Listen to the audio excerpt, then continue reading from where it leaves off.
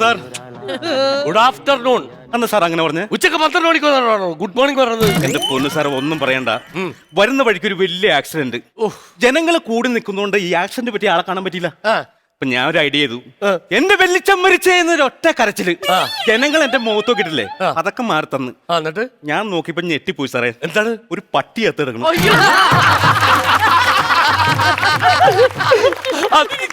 അതെനിക്കിഷ്ടായി.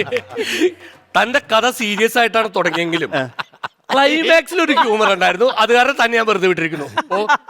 പിന്നെ വന്നേ, തനിക്ക് നല്ലൊരു ഭാവി ഉണ്ടോ. താൻ എന്നും വൈകി വരും, എന്നിട്ട് എന്റെ മുമ്പിൽ ഒരു കഥ അവതരിപ്പിക്കും. ഈ കഥകളൊക്കെ കൂട്ടിച്ചേർത്ത് ഒരു കഥാസമാഹാരമായിട്ട് അങ്ങോട്ട് ഇറക്കി കഴിഞ്ഞാൽ താനൊരു കഥാകൃത്തായിട്ട് മാറും. അതിന്റെ പ്രകാശനത്തിൽ സാറ് വരും. ഇല്ല, ഒറ്റയടിക്കുന്ന ഞാൻ പൊതുദർശനത്തിന് വെക്കും, നെഞ്ചത്തോട് എഴുത്തും വെക്കും.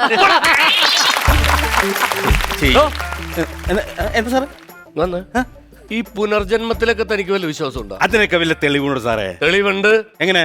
കഴിഞ്ഞ ആഴ്ച താൻ തന്റെ അമ്മാവും മരിച്ചു എന്ന് പറഞ്ഞ ഒരു 10 ദിവസം ലീവ് എടുത്ത് നാട്ടിൽ പോയില്ലേ?